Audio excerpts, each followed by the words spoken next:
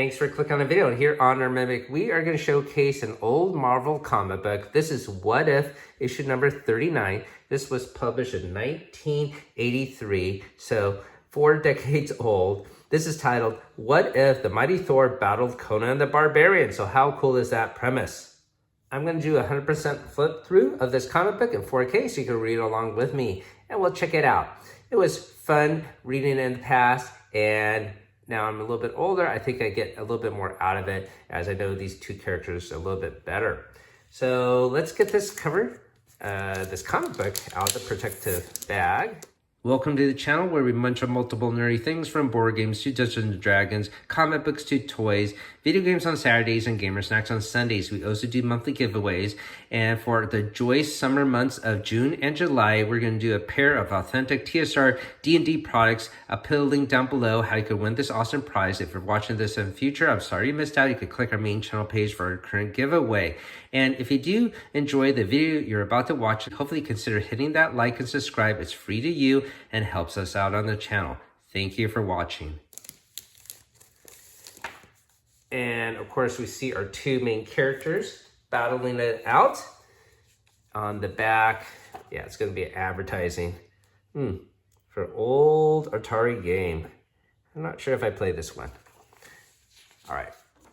So flip it to the front splash page. Basically, the premise here is Thor has encountered Conan. This is done because he was chasing Loki in one adventure and went through a tunnel. And in this tunnel, he ended up going to the past in the Trojan War. So the Watcher shows off a different strand of the multiverse where instead of going left, he goes right and ends up in the past in the Hyborian Age. So yes, in this multiverse, the Hyborian Age is a reality in a different universe, and Thor is actually a god in the future in this age. Here are the listed credits for the story and artwork, and I know this team has done a number of Conan stories in the past. Let's turn the page here.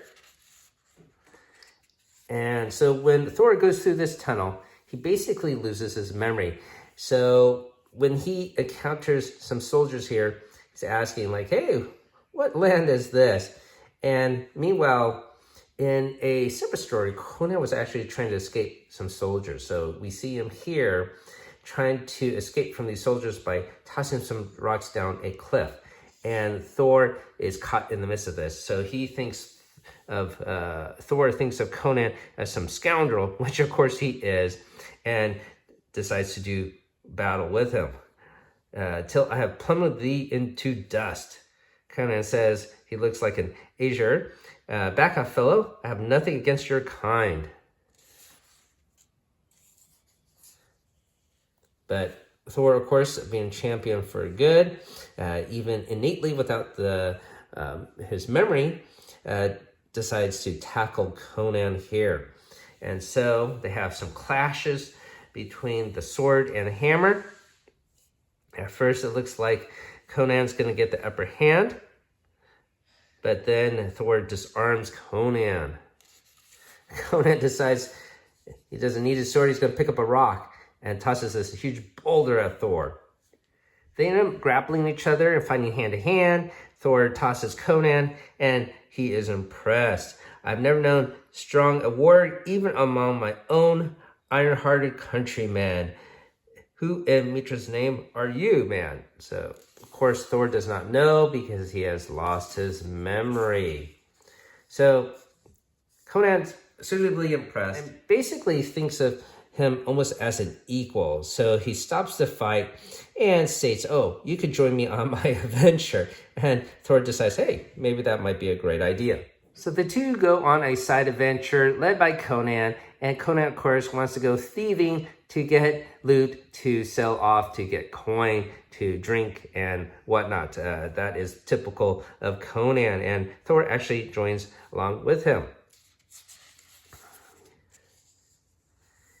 And here, Thor is a little bit troubled because he really wants to find his name and origin and regain his memory. So while they're at a tavern, Conan mentions, well, maybe Crom can help you out.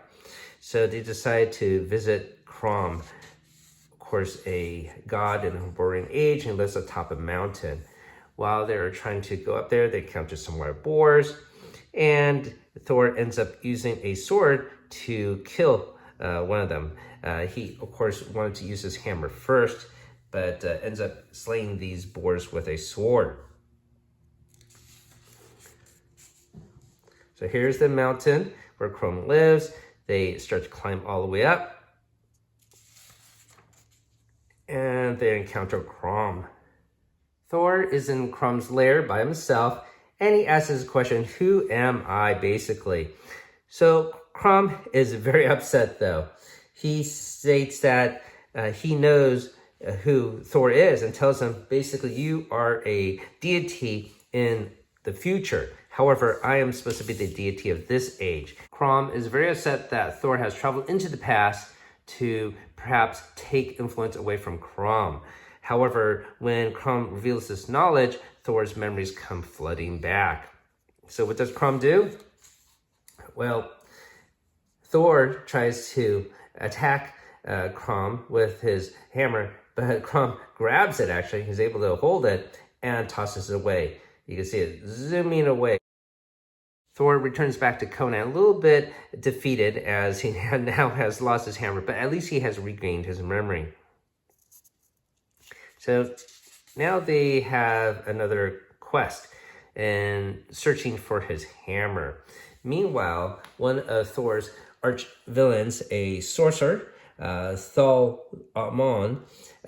sees that this hammer has entered this realm and seeks it out, sends a minion who's winged, who is also able to pick up the hammer. It looks like everyone is able to hold this hammer, and brings it back to him. So he's very happy to have this otherworldly relic. Let's turn the page. So we can see the sorcerer now being more powerful, causing a lot of devastations. Thor and Conan encounter some of this damage. See some of the minions for the sorcerer.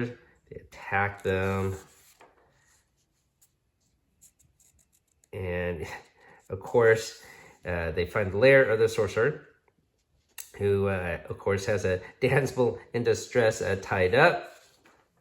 That's very classic of Conan's stories as well. And sees the sorcerer with the hammer. While Thor is trying to wrestle and get his hammer back, Conan is holding off the minions, which includes some lizard men here. Some more ads. And here is a cool piece of artwork with Conan and his sword. So Thor calls upon lightning to help him out. But he also mentions early in the story that his power feels a little bit weaker because he is far away from his age. So when he calls upon this lightning, he is able to defeat the sorcerer. However, he himself is gravely injured from all this lightning energy that he called forth. And he knows he's going to die. And you know what he does? He ends up giving his hammer to Conan. Yes, Conan is able to hold his hammer. Now, when I read this as a kid, I didn't really think much of it, but nowadays I know only worthy people are supposed to be able to wield the hammer, and it's just sort of odd that in this story, Conan holds the hammer, this minion for the sorcerer holds the hammer, even he holds a hammer, so well, I guess this is a different reality, so maybe this hammer is not as picky as who is worthy.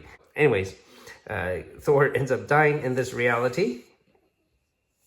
And Conan says, were you then truly a god, straw-haired? He doesn't really believe he might actually be a god, but Thor have one last wish to bring this hammer to Crom and offer it as a peace offering, so he will not be cruel to the future age, as he knows Crom is quite cruel to the humans in this current age. So Thor climbs up the mountain, Da, da, da, da, da. And this is the last page. But whether he obtained the cloud-strewn summit and stood before the grim god Crom does not matter. What matters is that on this day, Conan the Mortal took his first step toward becoming much more. Thus, the ending is left open-ended. I think what is meant to happen is Conan ends up going up the mountain, encountering Crom, and probably Crom is not happy to see Conan there with a hammer. And so they end up having a battle, and probably Conan ends up winning because he does have Mjolnir in his hand, and he ends up being a deity for this age. I think that is probably what happens, or at least I think that would be cool to see it happen here. That's a pretty cool story, right, Ender? Yeah. Yeah, my little boy has been sitting next to me listening to this story. So what do you think about this story, Ender? I think the stars is a lot of fun. Well, I'm glad you thought so. So hopefully you thought this story was entertaining. Certainly we did. And we're going to actually use this story to play a Dice Throne battle later. So thanks for watching, everyone. And as always, keep on adventuring out there.